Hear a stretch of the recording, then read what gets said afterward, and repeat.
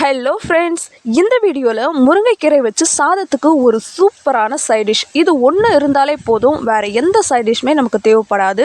ஒரு தட்டு சோறு சாப்பிடலாம், அந்த அளவுக்கு டேஸ்ட்டாக இருக்கும். ஸோ இந்த ரெசிபியை எப்படி பண்ணுறதுன்னு தான் இந்த வீடியோவில் பார்க்க போகிறோம். ஸோ வாங்க வீடியோக்குள்ளே போகலாம். இதை பண்ணுறதுக்கு ஒரு பாத்திரத்தில் 4லிருந்து 5 டேபிள் ஸ்பூன் அளவுக்கு ஆயில் சேர்த்துக்கலாம். எண்ணெய் நல்லா சூடானதும் அதில் அரைக்கப் அளவுக்கு வறுத்த வேர்க்கடலையை அதோடைய ஸ்கின்னை ரிமூவ் பண்ணிவிட்டு சேர்த்துக்கலாம். வறுக்காத வேர்க்கடலையாக இருந்தாலும் அப்படியே சேர்த்துக்கலாம். இது கூடவே 2 டேபிள் ஸ்பூன் அளவுக்கு உளுத்தம்பருப்பு சேர்த்துக்கலாம். இது ரெண்டுத்தையும் சேர்த்துட்டு ஒரு நிமிஷத்துக்கு இதை லைட்டாக ரோஸ்ட் பண்ணிக்கலாம். இது ரெண்டும் 1 நிமிஷத்துக்கு நல்லா வறுபட்டதும் இதில் 1 டேபிள் ஸ்பூன் சீரகம், 1/2 டேபிள் ஸ்பூன் மிளகு சேர்த்துக்கலாம். இப்போ இந்த வேர்க்கடலை, உளுந்து, அதுக்கப்புறம் மிளகு, சீரகம் இது 4த்தையுமே ஒரு 1லிருந்து 2 நிமிஷம் போல் நம்ம வறுத்து விட்டுட்டே இருந்தோம் அப்படின்னா இந்த உளுந்தும் வேர்க்கடலையும் லைட்டாக கலர் சேஞ்ச் ஆகி ஒரு லைட் ப்ரௌன் அப்படின்ற மாதிரி ஒரு லைட்டான கலருக்கு சேஞ்ச் ஆகும். இப்போ இதை ஆயிலிருந்து நம்ம வெளியில் எடுத்துடலாம்.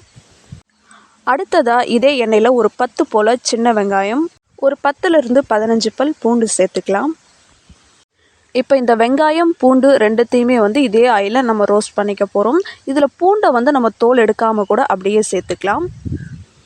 இப்போ இந்த வெங்காயம், பூண்டு ரெண்டுமே ஒரு நிமிஷத்துக்கு நல்லா வறுபட்டுடுச்சு. இதை இப்போ ஆயிலிருந்து வெளியில் எடுத்துடலாம். அடுத்ததாக இதில் ஒரு 4-5 வரமிளகாய், கொஞ்சமாக ஒரு குட்டி லெமன் அளவுக்கு புளி. இப்போ இந்த மிளகாய், புளி ரெண்டுத்தையுமே இதே ஆயிலில் ஒரு நிமிஷம் போல் நம்ம வறுத்து எடுத்துக்க போகிறோம். பாருங்கள், இது ரெண்டும் நல்லா வறுபட்டுடுச்சு. இப்போ இது ரெண்டுத்தையும் எண்ணெயிலேருந்து வெளியில் எடுத்துக்கலாம். இப்போ கடைசியாக இதே எண்ணெயில் 1 கப் அளவுக்கு முருங்கைக்கீரை எடுத்து அதை நல்லா க்ளீன் பண்ணிவிட்டு 2 டைம் தண்ணியில் நல்லா வாஷ் பண்ணிவிட்டு அதை எடுத்து வச்சுருக்கேன். அதை இந்த ஆயில்லையே நம்ம ஆட் பண்ணிக்கலாம்.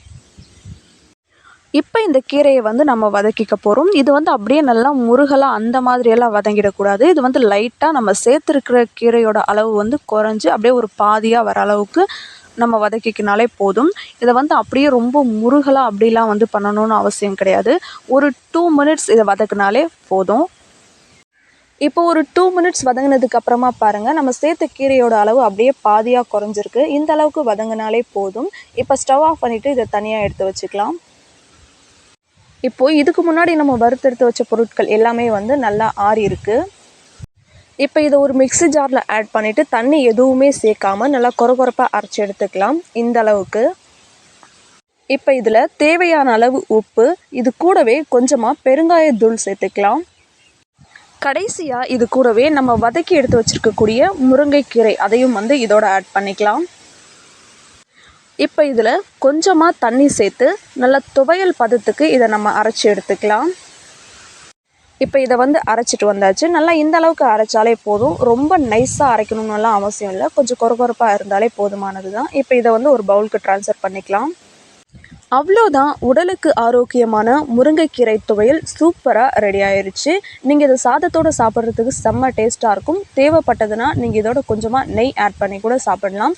நீங்களும் இதே மாதிரி செஞ்சு பார்த்துட்டு எப்படி இருந்துச்சுன்னு கமெண்ட்டில் சொல்லுங்கள். வேறு ஒரு வீடியோவில் பார்க்கலாம். பாய்.